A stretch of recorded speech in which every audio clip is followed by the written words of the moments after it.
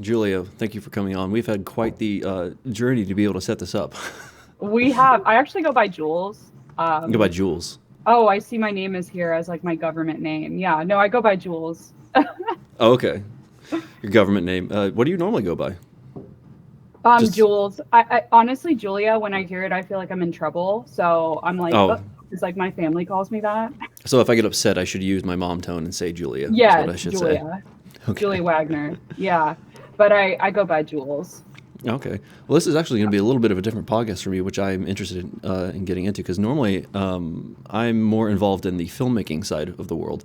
But I did set this podcast up to be able to explore every art form in its way. So congratulations, you're the first comedian. I don't know if that's a great thing or a bad thing, but um, or if you're just I getting the short end of the stick on this one, who knows? No, I also act, so Oh, you it's a also little bit act? of both. Yeah. I actually Okay. met Ashley through a 48-hour film project that we both were in. Okay, that makes sense because she So, was the yeah. one that gave me your Instagram, and then I see it's all comedy and everything. So I'm like, oh, okay, Yeah. so it's a comedian. I'm sure she was at a show and everything, and I'm just like, maybe Ashley's just a fan, a really, really big fan. It's like, you know what, you should She's the try best. for Jules and everything. I'm in the Um, very early stages of it, so like I don't really post about it just because I've done like a few projects and I haven't gotten paid for it at all, but okay, I'm in the process of like looking for an agent so that I can start doing more commercial work and hopefully later more films and maybe TV at some point, but it's kind of hard being in Ohio. well, yeah, it's Ohio is getting a lot better though, to be perfectly fair, especially in the I've heard Columbus and that. Cincinnati area. So the word on the street is you should be good. You just got Okay. to wait like another few years, and then you'll be Okay. set. So I'm you'll running be all out of right. time, so I'm like I'm only going to be young for so much longer. Sorry, you can just be Meryl Streep or Maggie, what's her name, and then you can star in British shows, and then just sip tea all day long. How does that sound? That'd be awesome. But yeah, my main thing is comedy, so you're not super off base with that. Like that's Oh, my normal like okay. what Do I you think there's do. a lot of crossover though between acting and performing on stage when it comes to like projecting? I do. I'm kind of surprised that more comedians like in Ohio don't dip into acting as well. At least in Columbus, I feel like a lot of people just mostly do comedy and that's like their main thing and they don't really stray from it too much. I mean, there are people who do like filmmaking like my friend Eric Basso, he's a filmmaker as well and like not as well as me, as well as you probably do filmmaking. Like that's your Yeah, that's the community that I'm involved with.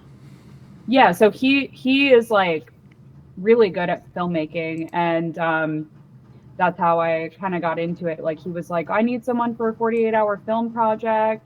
Will you do it? And I was like, sure, I'll do it, thinking I was going to be like a side character. And then he put me as a lead and I was like, what are you doing? I'm a comedian. Like this is crazy. um but I did theater in high school, so I feel like it was kind of like riding a bike. Like I remembered a lot of the everything What? and being on stage comfortability So is like really comedy important. happened first, then is what you're saying? Yeah, well, I guess if you go way back, like I did theater for a number of years and then I stopped once I got to college. Um, but I don't know. I feel like I had a lot of teachers and stuff tell me like you'll never make it. Like Well, I that's don't just know, there's because they hate something their more. job and they have to take it out on someone.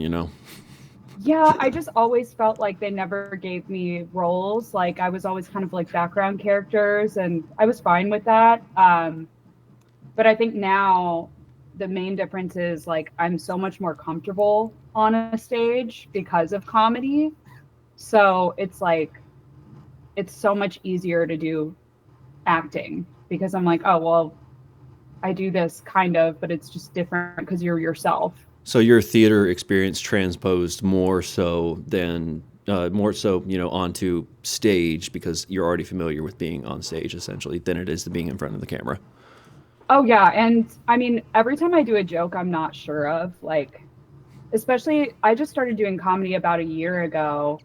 And I've been extremely lucky in like the opportunities that I've gotten, but I also put a lot of work into it. So it's not all luck. But when I You got to started work doing for the luck. comedy, exactly. Like when I started doing comedy, it was weird because I would go on stage and get off and people would be like, you're so comfortable up there. How are you so comfortable up there? And I'm like, girl, I don't know. I need something good to happen in my life, so I'm gonna put 110%.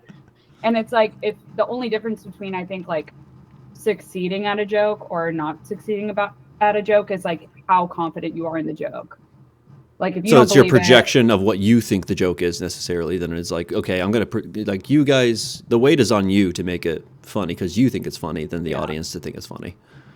yeah, like for instance, whenever I go to an open mic and I do a joke that I'm like new to, like I just wrote it, I've noticed, because I have to film every single time or else I like don't know what went wrong and what went right, because I forget the Right. second I come off stage. But I notice in my playbacks, I'm like, oh, I think that where I lost them was my question mark in my voice. Like if I had done that stronger, they might have laughed. And then I'll go to another mic and do it with a different inflection in my voice, and it goes so much better. So there's like this unconscious shying away from, leaning into it too far that you have to try to negate against. Yeah, especially when you're new, it's like you don't really know what you're doing or what's going to work. And like comedy is one of those art forms that like people 10 years in are just getting good. So it's like in the That's beginning, brutal. it's really important to be like, yeah, I probably suck. And I just try to do like as many reps as possible so that I suck a little less every time. But it's so fun. Do you It's think a addicting. normal, like a person who isn't funny can become funny? Do you think it legitimately is 100% a skill set, or is it just like something some people are talented in and you have and you don't? I say this all the time, and comedians hate me for it because they think it's not true. But I think anyone can be funny, especially like I started out actually as a writer. I like was an editor in chief in college of like a magazine, and I wanted to be a news anchor. And it's so funny looking back because I would have hated that job so much. Like I'm not like a regimented person. My every day is so different, like one day to the next. And like I hate getting up early. So I would have hated that job. And my struggle with journalism was like I always want to put my opinion in it. And like Oh, you're a it's pretty opinionated obviously person. frowned upon. Yeah, like I'm a creative writer. So once I figured that out, comedy came pretty naturally to me, but it's kind of similar to like singing, if it makes sense. Like I could probably do vocal training and learn how to be like a decent singer and know information about singing, but not every single person is going to be like Ariana Grande, you know? Right. So I think that there's definitely like a natural talent. I think that the more you go through, usually the funnier you are. And I've been through so much. So it's like you can either laugh or cry. I would imagine, though, it requires a level of self-awareness just to be able to spot the things that are ironic out in the world and then, write a joke about it. Do you think some people just don't have that level of self-awareness that can be trained in the first place? I think sometimes, so you have to have self-awareness for sure, because you have to know. Sometimes like there are comedians who get off stage and they don't know that they bombed. And I'm just like, how did you not feel that? But also those comedians get back on their feet so much faster because like they don't have that self-awareness. So they just like don't get embarrassed when something doesn't work. And I think that like having that resilience is really, really important as well. I think that it's all kind of a balance. Like I think I'm really self-aware. I've been doing therapy for a really long time, and my therapist was like, you should try comedy as like a hobby because you're always making fun of yourself in therapy. And I was like, okay, but like I'll try it as a hobby. And I went to like one mic and then I couldn't stop going. I was like addicted, took over my whole life. I quit my 9 to 5. Like it's been quite the ride. So only a year in, you were able to quit your 9 to 5. You've been able to be consistent, at least just enough. I mean, I definitely make like comedy, there's not a lot of money in it, just like any art form, especially in the beginning when you're like not touring. Like when you're touring, you're making money, especially if you're actually filling seats. But where I'm at now, like I get paid for shows here and there, and I just serve. Like I do Okay. a regular serving job, but I only work lunches so that I can do like open mics at night or shows at night. Do you ever Whereas, yeah. test any jokes on the people that you're serving, curiously? I feel like if I was in that position and I was a comedian, I couldn't help but at least try to sneak one in every now and then.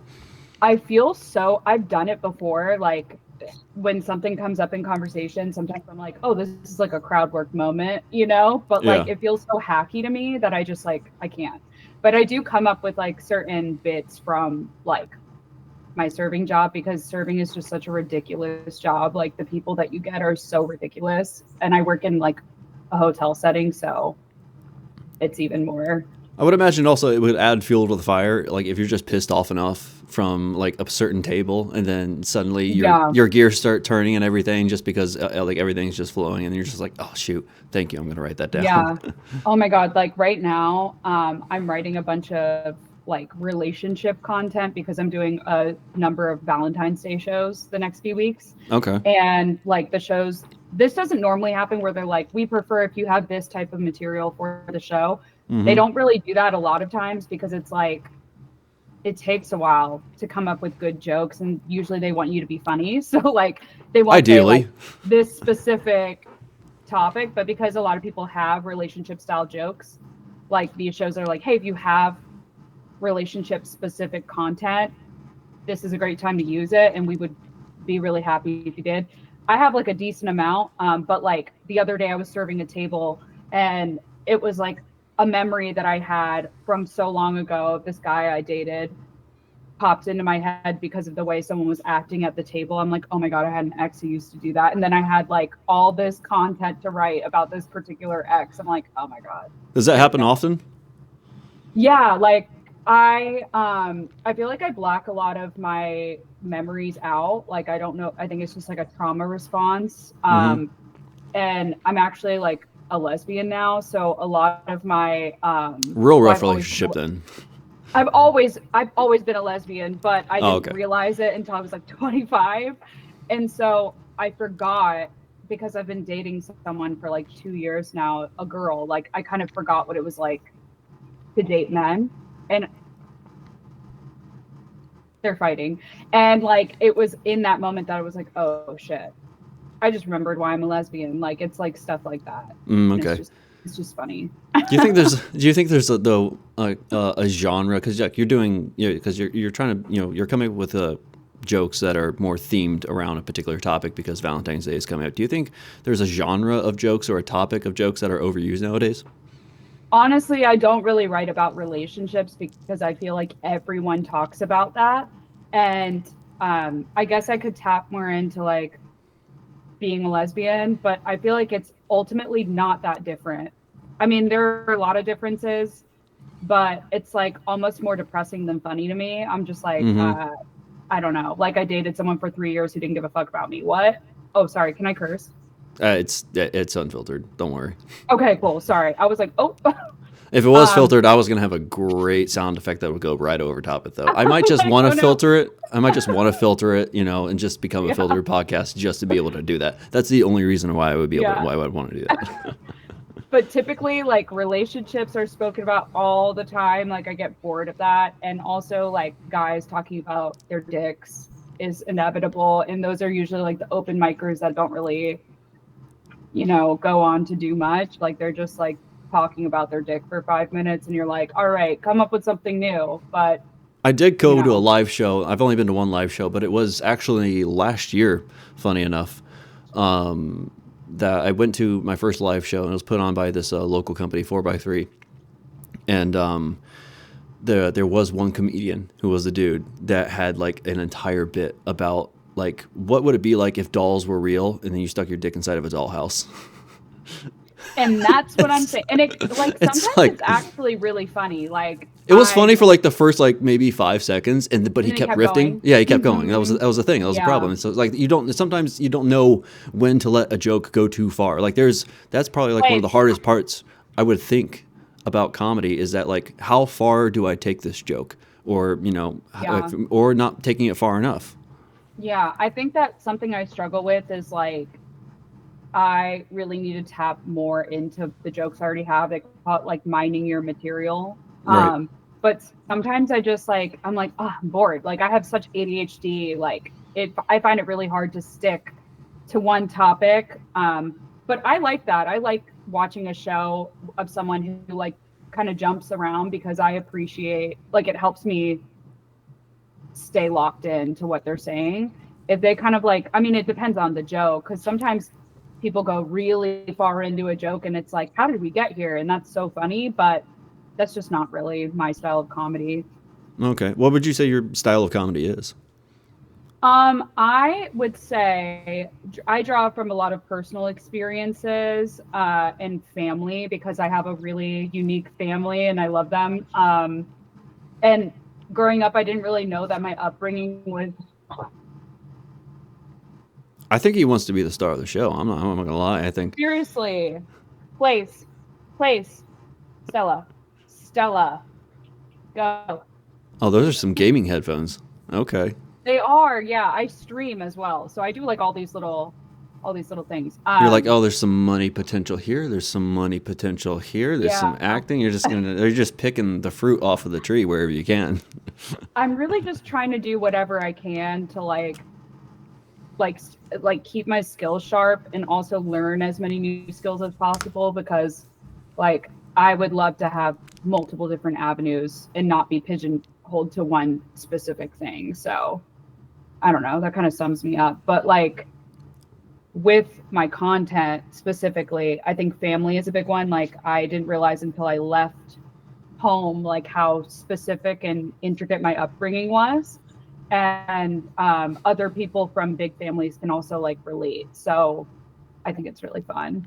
Oh, so you have a big Talk about family? things like that. Yeah, I'm one of 5 kids, Actually, same. and I'm the oldest of 5. Believe it or oh my not. gosh, Yeah. what's the breakdown? Because I'm the only girl. Okay, so there's the first 3 are boys. The last 2 are girls. It goes 27, 25, 18, and then like I think now I'm forgetting their ages. Oh, we're It's like the a same age too. yeah. It's like 13 and 10 or something like that, or 12 and 9. I don't remember. I mean, I like just went through this yesterday and I was like, who is what age now? Like, I feel like after everyone's over 21, you kind of forget too. But my oldest brother is, I think he's around 44 or 45. And then my youngest brother is 24 or 25, like one of the two. So But you're right in the middle somewhere. I'm second youngest. So I'm 28. I just turned 28 last week. And then, so it's like 24, 28, 30, 29 or 30, and then 31 or 32. And then my oldest brother is 40. Oh, my ADHD lost you like halfway through those ages. I lost it too. I was like, I don't even know what I'm talking about anymore. Like I know when all their birthdays are, but I honestly don't know how old they are. They're like, I just know which ones are older than me, who's younger than me. Like we're all adults, we all can drink and drive, so we Yeah. can drive as well as drink and drive. You Yeah. know? And now they're all having kids, so it's super fun. I'm like an auntie now, and it's great. But yeah, I don't know. It was just like my parents are a lot older too. So like my dad is 75 and my mom is 67, so she was 40 when she had me. And like just that dynamic alone was so funny growing up because I felt like older than I was based on my family because they were so like old fashioned and the way that they did things. Right. And then I would go over to my other friends' houses and they'd be like running amok. So yeah, it was cool. Oh, the cousins are what make everything interesting at the holidays. You know, those are the ones Yeah. where you actually get the comedy bits from. Yeah, exactly. And they've never said this, but I can tell they don't love it when I like talk about them all the time in my comedy because I feel like they think I'm making fun of them. Kind But of I'm like just extorting guys, them for material. Yeah, but I'm like, guys, this is objectively funny. Like, Yeah. I have a bit about Diet Coke and I'm drinking one literally right now. But like we didn't drink water much when we were growing up. Like it was just Diet Coke. And like all of us had issues with like being dehydrated all the time. And my mom hates it when I talk about it because she's like, that makes me look like a neglectful parent. I'm like, it was also a different time. Okay. Like, How much of comedy is literally just talking about your childhood though? That's like half Honestly, of the comedy in the world. yeah. And it's like, you have to reach this like sweet spot where it's like relatable, but also unique. Because like if it's too unique, you kind of lose people because they're like, you're a crazy person. But if it's like too relatable, it's just like everyone else. So you kind of have to find the bits that are like not insane to the point where they're going to take you away. But Right. yeah, so I don't know. And then I have like health problems and I like talking about that because it's just like that's relatable to so many people. But I feel like there's not a lot of comedy about it per se. So I Right. don't know. Well, when it helped me comes kind to of health process a problems, lot. it's like there's a fine line to walk. You know, you can Yeah. trash yourself as much as you want, but like if other people are too uncomfortable by, sometimes it's not always necessarily, I think, um, how dark you're wanting to be about yourself. It's just that if you're so dark about yourself, then you might lose the audience and they start feeling bad for you. It's like Oh my God. Yeah. the veil comes down. It's just like, oh, this person, okay, yeah, it was funny, but like it's Yeah. You're so scaring dark that me. it's Yeah. like, now it's like, okay, should we be worried about you? Like, Right. So I struggled with this so much in the beginning because I was like, oh my God. So I have uterine cancer and I've been in remission for a while. But I wasn't communicating to people in the audience that I've been in remission for a while when I first started talking about it. And uh one of my friends who used to work in TV actually in LA, his name is Mike Larson. He's like my mentor and just such an amazing resource that we have right here in Ohio because like he's done it all. He was like, "You're so funny, but you're losing people because they're starting to feel concerned, and we need to fix that so that like you can mine this material better." And it was like the slightest of tweaks. Like all I did was I added one part that I was like, "Hey guys, I'm taking care of it. It's not terminal." That's like all I had to say for people to give people the permission to laugh, like let them off the hook. And right. now it works every time. But when I started, people were like, "This is alarming. This girl's like 26." Like when I started, she's like 26. She's talking about how she has uterine cancer. She can't have kids. Like this is horrifying. Everyone laugh What? because they feel bad, it's like Yeah. that thing. Yeah.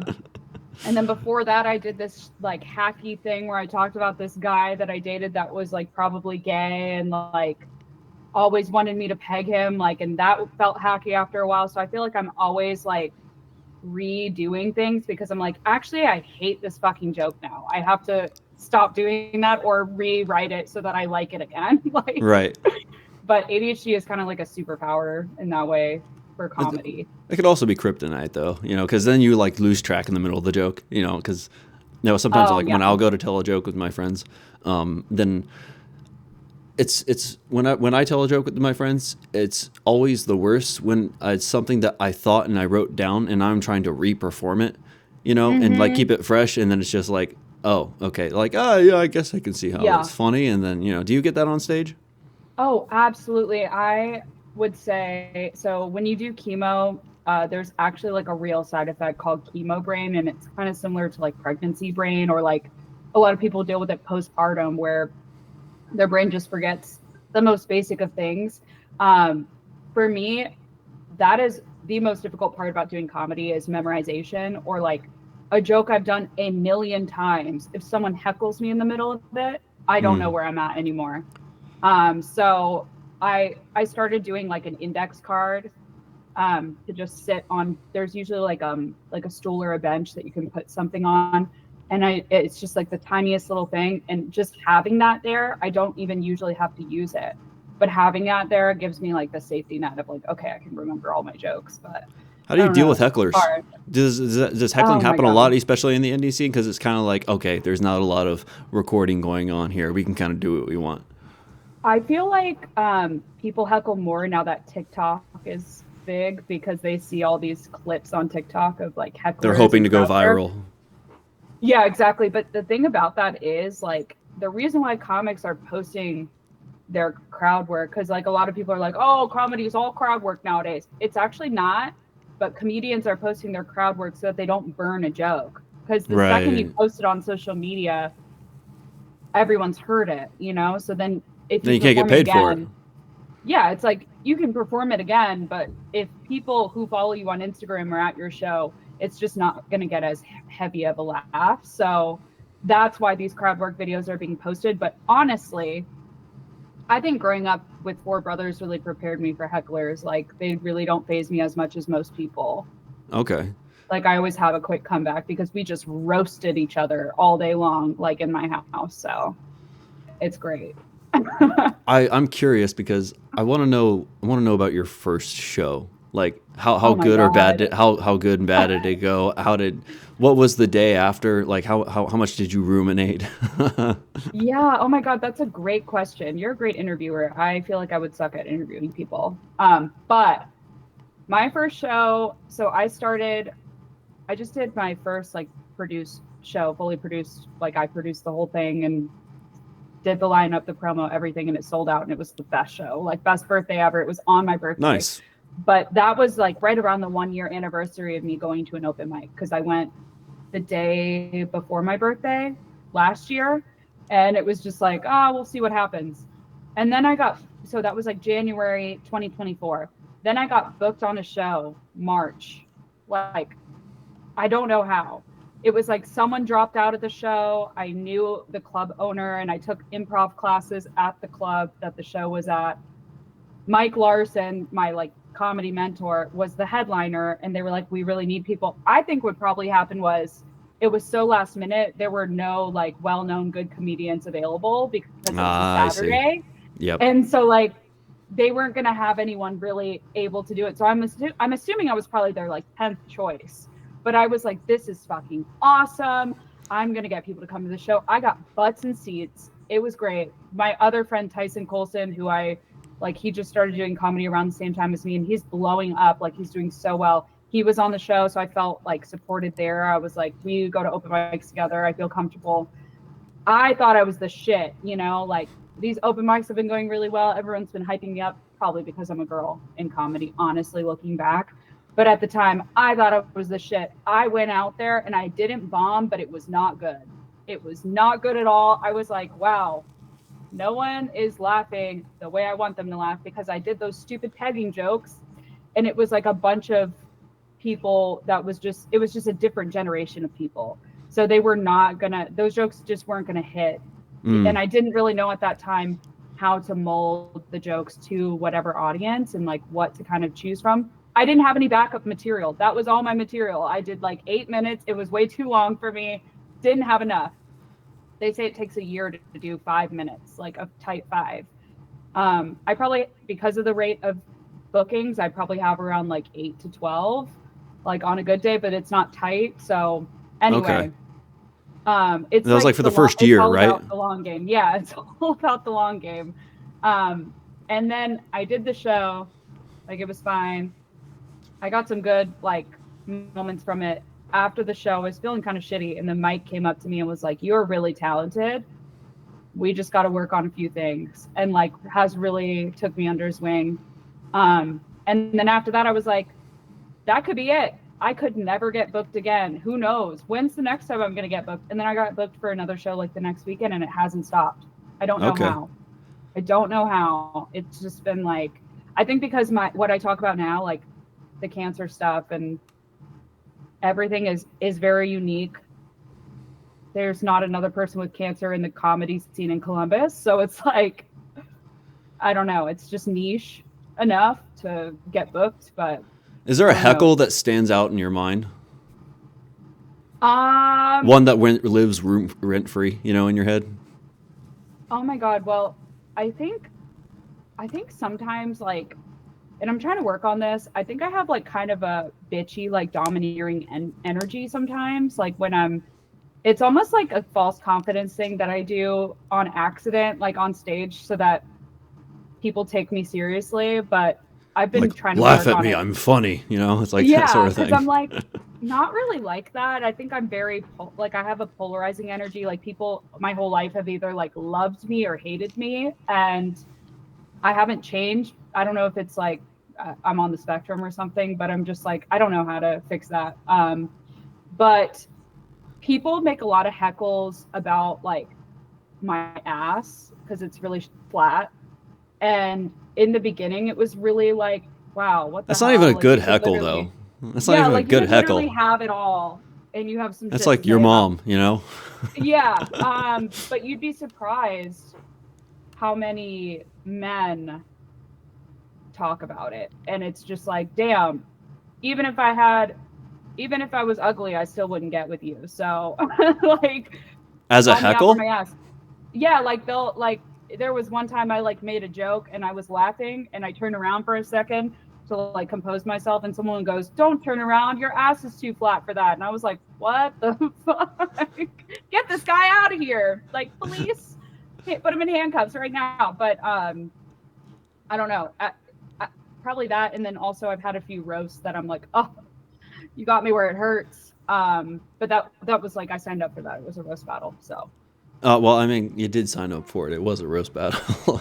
Yeah, but I don't really take it to heart because I know my roasts were horrible too. Like they were so mean. Like I'm a mean ass roaster. But it's just like when I'm high and paranoid about something else, sometimes some of the roasts pop into my head and I'm like, damn, they really clocked me with that one. But then I'm like, that was a good joke. Good for them, you know? Right. I mean, it's like, because I'm thinking, I'm like putting myself in the shoes of like, okay, I'm standing on stage. It's midnight. People are staring at me.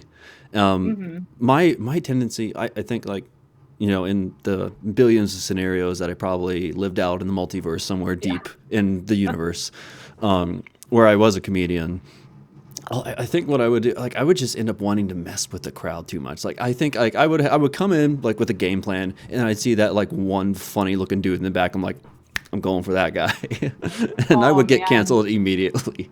I would not last. I really have an issue with that because just with friends, I'm so serious. I do think I'm on the spectrum, just very high functioning, because I am that person where like I think we're closer than we are before we are that way, and then I make a joke that's like I take it too far every time. So like in conversation, and I've worked on this a lot, but it was probably like I think back like 10 years ago, and I'm like, oh my god, I was so horrible. Like, and it was just me trying to connect to people and like relate to people, but I think I hurt a lot of feelings in the process. So I try to be really cognizant of that and only really like call people out, especially for looks if they heckled me first. But it's hard because I'm like, that's where my, like when I want to connect with people, my like go-to love language is like, I'm a roast you. So I don't know. Do you think you have like, do you think that might add a little bit of hesitation to go into crowd work because you're like in the back of your mind, like I might take this too far. Like I can see 0 to 100. I might hit the gas pedal too much. I fucking hate crowd work, to be honest. Like, I feel like a lot of times comedians are like, oh, I'm gonna do a little bit of crowd work because, oh, I've done these jokes a million times. They don't even care about my jokes. But it's like, actually, the audience comes to a comedy show to hear your written material that you did plan out. Sometimes you do crowd work and it works, and like, you get a great moment from that, and the audience really connects with you. But a lot of times it doesn't do well and it fucking bombs, and then the audience is just sitting there like, wow, this dude sucks. So I'm just like, it's such a high risk. I'll do it. There's like actually a crowd work mic in Columbus at the Attic. It's this great place right in Old Town East in Columbus, and they have it every Tuesday. So I try to work on my crowd work then. But okay, I don't know. Usually crowd work goes best when I'm like watching the show, I think of something from like before I go on stage, but I never really ever do an unplanned crowd work moment because unless someone's like heckling me. But have you gone too far? But when it comes to like getting back at the heckler, I definitely think I have. Like this one show I did, it was in like a bookstore, and the crowd was just like really eccentric, which I love an eccentric crowd because I'm kind of eccentric. So I'm like, these are my people. But there was a guy in the crowd that was like sitting in the front row, and he was kind of going back and forth with every single comedian. And then I got on stage, and the first thing I said, his name was Howard. Why do I know that? Because he fucking heckled every single person before me. They found out his name. I was paying attention. I get up there, and like the second I got up there, I made eye contact with him, and he kind of looked like he was going to say something. And I was like, Howard, don't piss me off. And then I think I hurt his feelings because he shut up for the rest of the night. But I was just like, leave the jokes to us, buddy. You know, and I kind of like told him. But I feel bad about that sometimes because I'm like, he was like probably having a good time and just trying to relate. But yeah, maybe. A lot of people don't realize that they're not supposed to do that, I think. Well, in So club, I think like, I've is it seen typical? It's some. typical in clubs though, like for people to drink in the crowd though, which Yeah. can add nice fuel to the fire. It can add too much fuel to the fire. Do you think, alcohol and I mean, obviously, generally, if you're in a club or in a bar, Hmm. like they're just going to serve alcohol no matter what. Do you Yeah. think comedy is served better or for worse for it because of that element?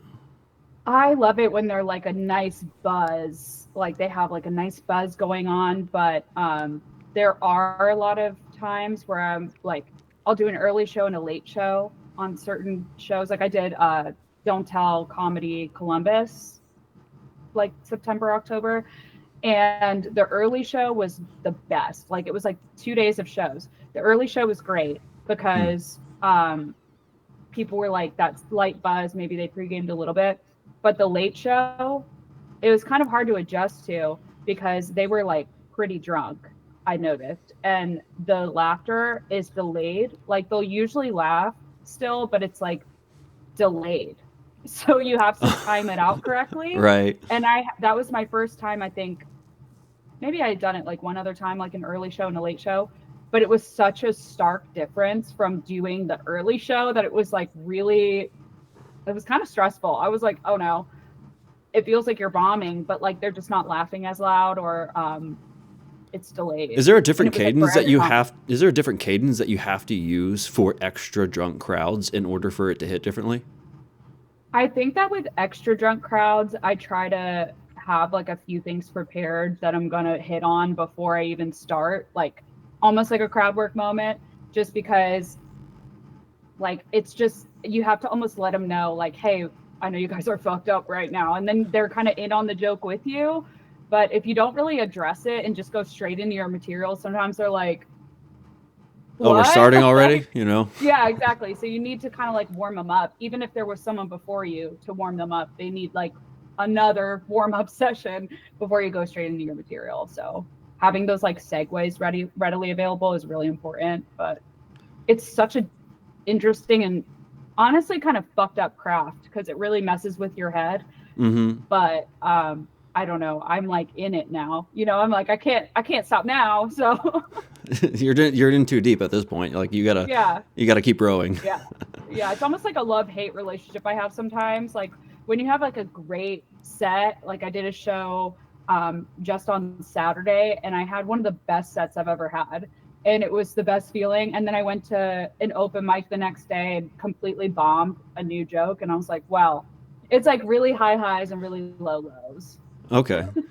Have you what? Because there's two art forms I like to pick your brain on a little bit. One, there's how you open and get and kind of warm up a crowd and get them ready for your set specifically, and Mm-hmm. then the art of the transition between jokes. Because if you do like some comedians, for example, like Jimmy Carr, it's literally tell a joke, pause, tell One another joke. liners. Yeah, it's Yeah. one liners, but most comedians aren't like that. So like tell me about how you like to transition between jokes and how you like to open up a set. So I feel like my set is kind of like one long story. Like I'm kind of like a storyteller as well. Like put me on a TED Talk stage and I could kill at something like that because I have really weird life experiences and niche life experiences, and I don't know, I've done so much reflecting on it, but with comedy it can be hard to have a set like that, especially if you're doing a show where they're like, okay, you only have, I don't know, it's not that many shows that you only have 3 minutes, but if they're like, you only have 5 minutes, Mm, or like doing an open mic, you only have 3 minutes sometimes, it's like, well, that's just going to have to be all new jokes because if I did my entire set, I like, see. or pieces of my set, it's not going to make sense because you need the background information and the setup and all of that. So, Because it's layered. exactly. So I always start out by talking about like my Diet Coke addiction. And I'll say, like, to start the set, I'm like, is anyone drinking water in here? And it'll be like a Friday or Saturday night. So it's only like 5 people that are like, yeah. And they like put their water bottles up. And then I'm like, oh, they're paying attention. Cool. But if they're like not really responding to that, then I kind of start with something. I like kind of backtrack and start with something else. But So you like check oh, in on the crowd just to kind of see exactly where everyone's at, yeah. who's paying attention, Yeah. what room, because sections of the room matter, like the different Yeah. people's placements and everything. one teacher that I had, because I've taken a few like stand-up classes, improv classes, like I love learning about creative processes too, and it's so fun for me. So if I could just focus in on one thing, I think I could be like maybe big, but I feel like I struggle really hard with like staying focused on one thing. Anyway, one thing that a teacher told me once is like it actually, whether or not you do well has really very little to do with your material and everything to do with how well you're connecting to the people in the audience. So when you start off with like a question like that, you're including them from the jump. And then they're like, oh, this person isn't just going to talk at me for 10 minutes. They're like, they want me to have fun. So that's why I start with a question like that. And then I'm like, we didn't drink water in my house, you know, we drank Diet Coke. And then I go into my actual jokes. But I like, there is a certain setup required. And I feel like if you include them from the jump, it's good. But also sometimes it invites hecklers because then they're like commenting, like you'll hear them commenting throughout your set. And then you're like, all right, I'm not addressing you right now. So shut the fuck up. I don't know I can't focus. Like, but, Control, Alt, Delete, Task Manager, please. Yeah. But it is really good to like start off including them because it's one of those art forms where it's not like theater where you're literally like you're performing to an audience and you're blocking yourself out so that they can best hear you and best enjoy what you're saying, but you're never going to break the fourth wall and address them like to their face. Like you're not going to be like, wasn't that line stupid? Like, you know, they're there, but you're kind of acting like they're not there. Comedy is so completely different because you're making eye contact with people. And I think I'm making eye contact with people, but I have no idea. It's like a bunch of blurred faces when I'm up there. Is it because it's too bright? It's like you can't. Is the audience more like silhouettes, except for like the front row? Some places it's too bright. Like I've done a few theater shows, comedy shows in a theater. It's okay, ADHD. I get it. You know. Yeah, sorry. Where I literally have no idea who was out there. Like I can't see a thing past the lights. Similar to doing a play, right? But a lot of the clubs I perform in are smaller, so I can see them. It's just like something my brain does because I feel like when I know someone in the audience, it's almost like distracting. It's like performing to people you know is harder, I feel like, than performing to strangers. Because you can't fool them. Yeah, and it's like if I like for my birthday show, it was so cool because like I said, we sold out. It was like standing room only at the end, but also I was like, oh shit. If I bomb, this is going to be so embarrassing because every single person I know in Columbus is in this room. And I've been talking a big game about how much I love comedy and how well I've been doing with comedy. And if they come to this show and I do horribly, they're going to be like, that bitch is delusional. Like, she's never going to make it. She's lying. It went fine. Yeah. She just wanted attention. It went fine. It honestly wasn't my best set. It wasn't bad, but I was just like nervous because it was so many people I knew. But like strangers, it's like it's so low risk because they're like, if I bomb, they're never gonna see me again. But like, right. It's with my birthday show, I was like, I work with these people. Some of them, I'm gonna go to work tomorrow, and they're gonna tell me if I sucked, you know. So I'm gonna hear about this. It's like you can't just like if people come to your comedy shows, that you can't just leave work at work. It's gonna follow you home. Yeah, exactly. Like my mom was in town. For a little bit, and I got to open for David Lucas. He's like on Kill Tony, I guess, the most. I know the name. I probably see the face. I've probably seen the face before. He was such a gracious, like, wonderful guy. But I kind of bombed that night because my mom was in the audience. And when I told her that, she was like, that makes me sad because I want you to feel supported. And I'm like, no, it's great, but I can't talk about being allergic to cocaine in front of my mom, you know? Like, I have a joke about being allergic to cocaine. That's actually true. And it's like, now my mom knows I did cocaine once. Like, right. And you're like my parents now, I think, honestly, comedy has improved my relationship with my parents so much because I don't hide anything from my parents. They're going to see it on Instagram, on the internet. Like, my family members will send it to them. But, like, before that, I don't think I really was being fully myself with my parents. You were like, I don't know if you know people who have experienced this. It's not even anything they've done. It's just like, I don't want them to think I'm a bad person. You're still You the know? child in that relationship, essentially. So it's difficult to Yeah. adapt and become the two adults in the room instead of parent and child.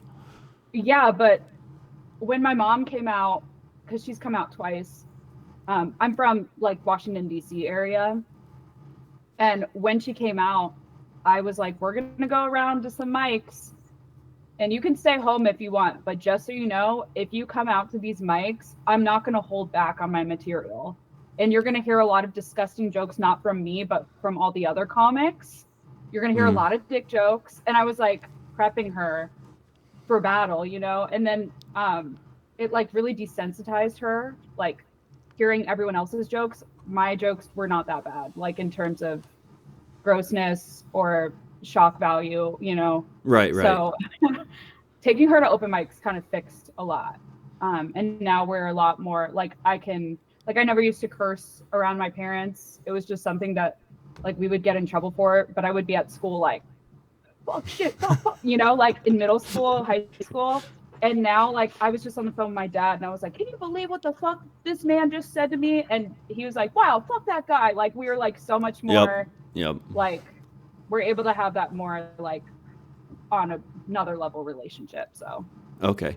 When you're starting to bomb, and you're not connecting with the audience, how do you try to get them back? How do you try to get them back into your world? Sometimes you can. Because that's a hard one. Sometimes you can't. Sometimes you just have to accept that, like, you have 5 more minutes.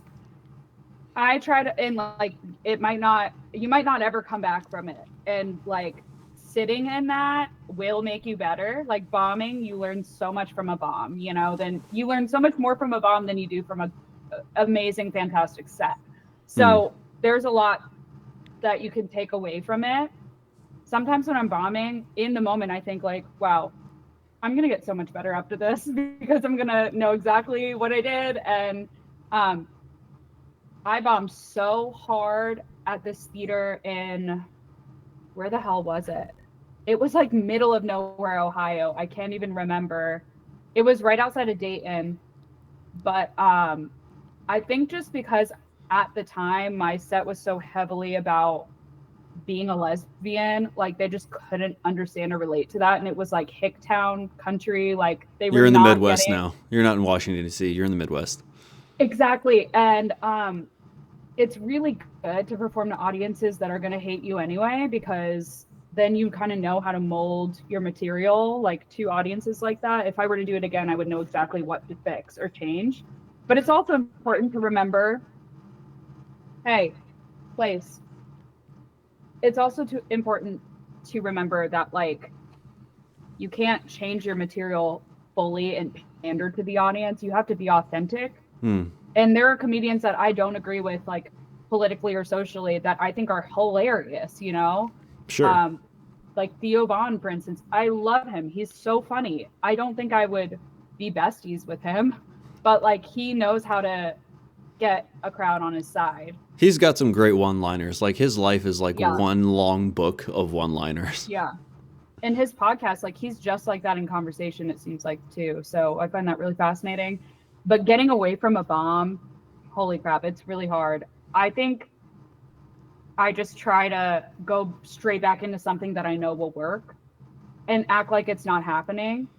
Because if you kind of like lean into the bomb, they kind of stray away further. So it's like, it's a delicate balance, but. At that one live show that I went to last year, I saw a guy bomb so hard. And I think I don't know, I might be a little fuzzy in my memory here, but he may have very well been the last set, which is the worst time to bomb. Because there's no one coming after you to kind of like ease the audience. Probably the longest one too. Yeah, right? Yeah. He actually, like I do remember his set being longer actually, and it was, and I kind of learned something psychologically about comedy just from watching him try his best, and like everyone in the room was like friendly to him, which was gracious. You know, he wasn't getting heckled at it, and so like he was lucky. He was a lucky bastard for the what he lucked out with in the room, but the thing he kept shying away from, I saw, was a willingness to offend people, to risk it for the biscuit, essentially. Yeah. He was a really nice guy. Apparently, from some of his story, like his sister is also in comedy. She's successful. He's not. I think I know who this is. Okay, cool. You don't I have hope to he's say not a the friend of name, but yours. I hope he's not a friend of yours. I don't know him, but I think I know who it is because I know who you're talking about. Sorry. Okay. Yeah, and he was like such a nice guy that there's a degree of niceness where it's hard to be funny if you're nice. Like he'd said, like, he started going into his story and trying to, like, and I'm like, we just all end up feeling a little bad for him. Like he lived in his parents' basement and he tried to make a joke about that. It's like, we're already feeling sorry for you. You're not helping. Okay. Yeah. And you know what? I think sometimes too, because if it's the person I think you're talking about, he blew up really quickly because he kind of had like an in, because his sister is more famous than him. If it's the same person. Anyway, I think sometimes like being thrown into shows when you're not ready, because I started out getting thrown into shit that I wasn't ready for, but I've learned so much from. I think he's going to improve really fast, and he probably learned so much from that moment. But like, hopefully, when you're sitting in it, dude, holy crap, it's so hard. Like, you're just baking in absolute agony. Exactly. And I think that there is a really fine line, because like there are people who don't bomb, but those people are not taking risks at all. Like the people who never bomb, they're doing the same shit they do every time. They're not like taking any risks. They're doing what works, which is fine, but you're not going to come up with anything new doing that. There have been so many times like where I bombed on stories where I'm like, I'm gonna take a risk on this one, but I do it at open mics. Okay, like I test my material at open mics first. Like I had this one bomb so bad. Oh my god. I still want to write about this, but I don't know how to frame it. I was outside of a Dollar Tree when I went. I mean, that's a great way to start any joke. I was Virginia Beach, outside of a Dollar Tree. I was outside of a Dollar Tree. Okay, so I'm outside of a Dollar Tree. I'm walking in. This homeless man. I don't think you're allowed to say homeless anymore either. I don't know what. Fuck it. They're homeless. They're homeless. They were without a home place. Yeah. I mean, I'm assuming he was homeless. He was outside of Dollar Tree begging for change. And I was like, if I'm at a Dollar Tree, right, I'm not going to have any extra money to give out to someone. There is a reason I'm at this stupid Dollar Tree. Right. Right? I only have $20 and I'm getting like pens and napkins and plate. Like, I'm getting the things I need. I don't have anything else to spare. And I said, like, I'm sorry, I don't have any money. And he like threw the cup at me and called me a broke bitch. And it was the funniest moment ever. 'Cause I was like, hello? Like the homeless man just called me a broke bitch. But, I think like when I said it, like in the way that I wrote it, it sounded really insensitive. And like, it's objectively a funny story because of just the irony in it, but I think a lot of comedians just ride on that and they don't write actual jokes. Like now I'm starting to write it and I'm like, I think it'd be so much funnier if he threw the cup at me, said broke bitch, and I was like, wow, someone who finally sees me for who I am, instead of what it actually was, which was like, I think the way I said it was like, can you believe this? Like outraged. I think it's better to be like not outraged, especially if it's like a marginalized group. But it's really hard because like something on paper, you could read that in a book and it's funny if you write it the right way and you have more time. But in person, you have such like they say brevity is key.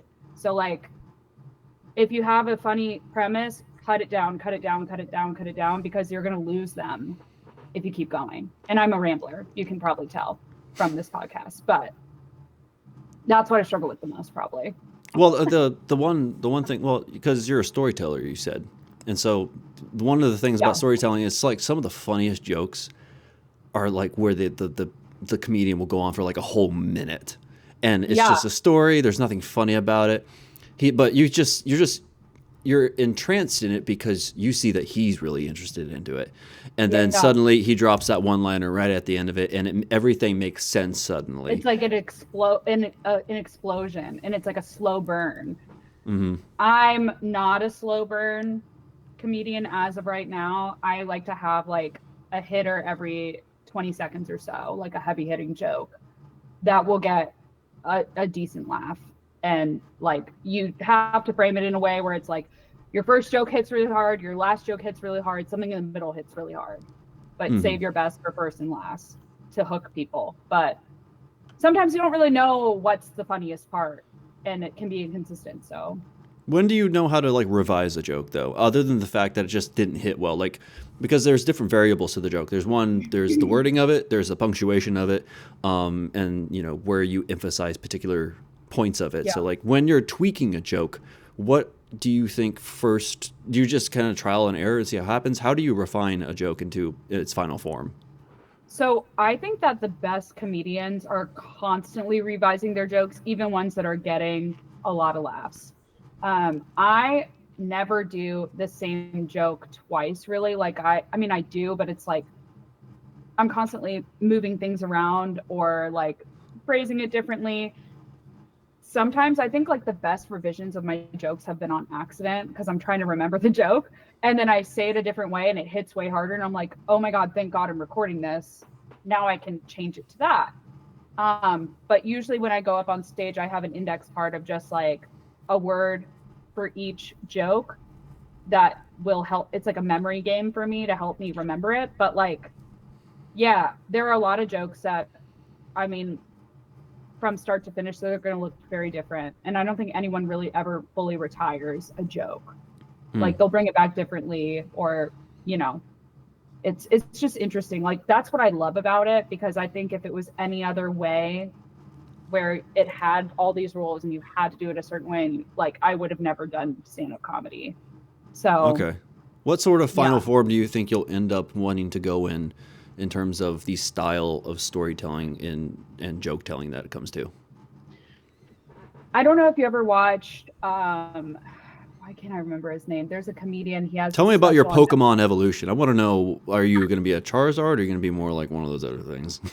yeah, like there's a guy, there's a comedian, I can't remember his name, but he has a stand-up special called like The Man in the Pool.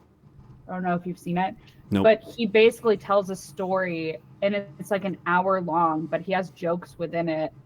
I would love to do something like that because like one thing about me is I'm a writer. So I want to have one day like a memoir or something like that. And it would be really cool to do like a one woman show where I can talk about like the story of my life, like down to each section of it.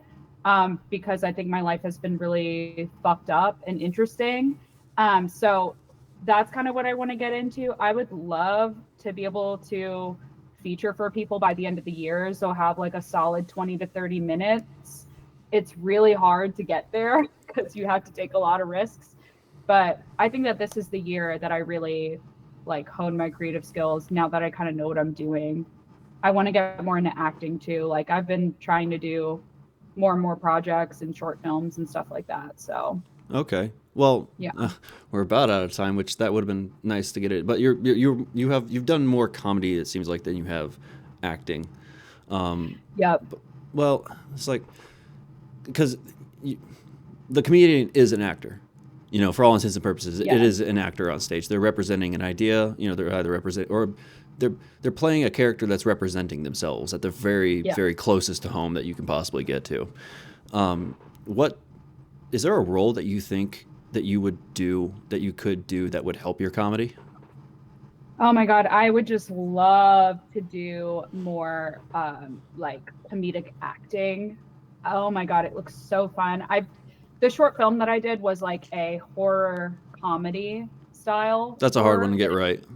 It's so campy and it was so fun and I loved it. And I was like, oh, I think I was so shitty in that. And then I got Best Actress and I was like, who was watching that and decided, but anyway, that was like, I took it as confirmation that the universe was like, you need to do more acting. Because I just never thought I never thought I could really be a good actor, but I found, because I just did another short and it was like another horror and I love horror. And I just found like the harder you commit, the less stupid you look. Like I was always worried about, oh my God, I'm going to say that and it's going to look so dumb. It's so much better when you just don't even put that in your brain of like, this is going to look stupid, and you just fucking do it. So much better. So Okay. yeah, comedic acting would be a dream. I would love to do like a buddy comedy. That would be so fun. Like that movie that just came out with SZA and Kiki Palmer. I saw that last weekend and I was like, oh my God, that movie was Oh, the what was best that called? I forgot. I ever. know what movie you're talking about, but it's Um, blanking.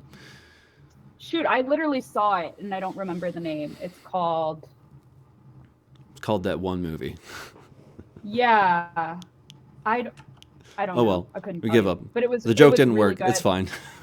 Dude, SZA killed it too. I was like, wow, this is another, like I'm very like spiritual and I'm like, wow, this is another thing that I'm like, I think it's that movie is proof that if you want something enough, like you can really do anything, because like she's a musical artist.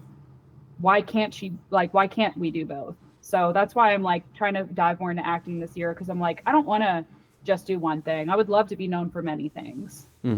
So So to close this out, I normally ask like either closing thoughts or advice, but I think because you've been doing this for a year, and in some ways you're still green in the gills, I think I'm going to refine the question a little bit more. yeah. Someone's getting into acting, or not. God, see, there's my ADHD going kicking You're down. good. That's All creatives, I think, have it.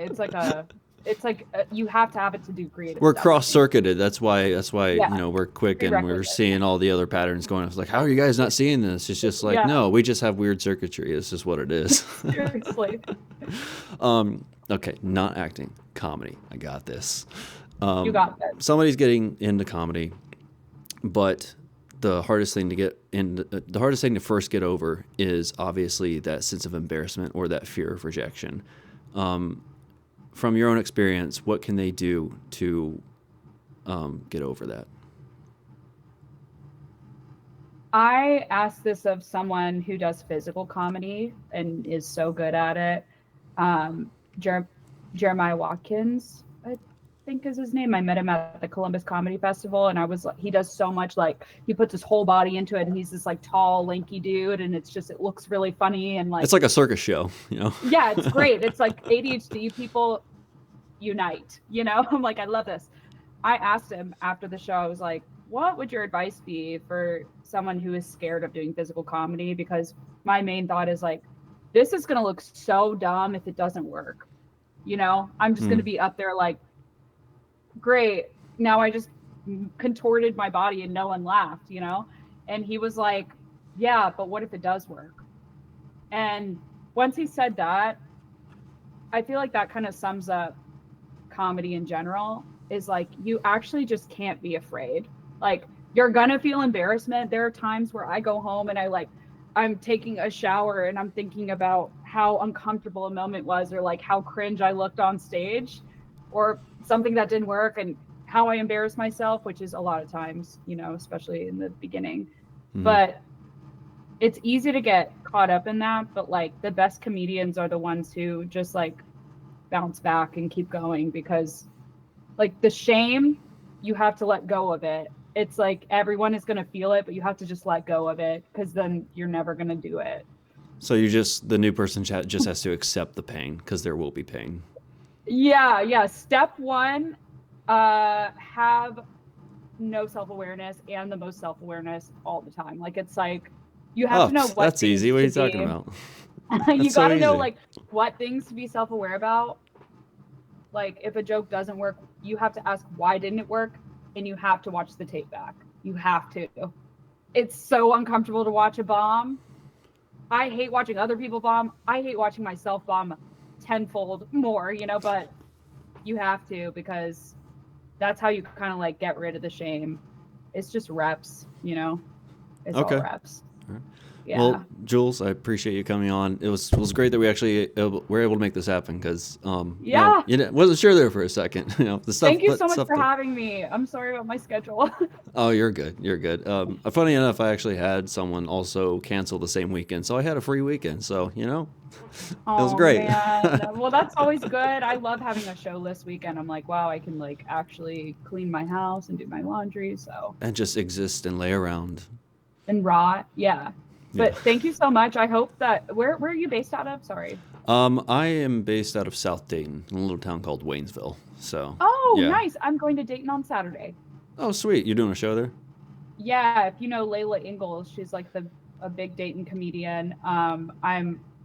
She's like producing a show called Dark and Dirty. It's at Bricky's Comedy Club. So Okay. if you're available, come Oh on wait, out. I saw her when I was doing my research on you. Yeah, she was on Kill Tony. Like that was the only reason I Yes. recognized her. Yeah, yeah, that Yeah. I saw her. I'm like, oh yeah, I forgot there was an Ohio girl on there. Yeah, she was just on my show on my birthday, but she's great. She would be honestly a great guest for you to have because she's so fun. She's like every time I have a conversation with her, like she's one of my good friends. I love talking to her. She's just so naturally charismatic and wonderful, and I'm sure she'd love to come on. So Okay, cool. Well, then definitely maybe reach out.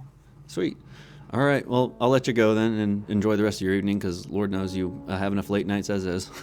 Thank you. I'm about to go to an open mic and test out some new jokes. So fingers sweet. crossed Well, I don't bomb. All right. Good luck. Have a good one. Thanks, you too. You too. Bye.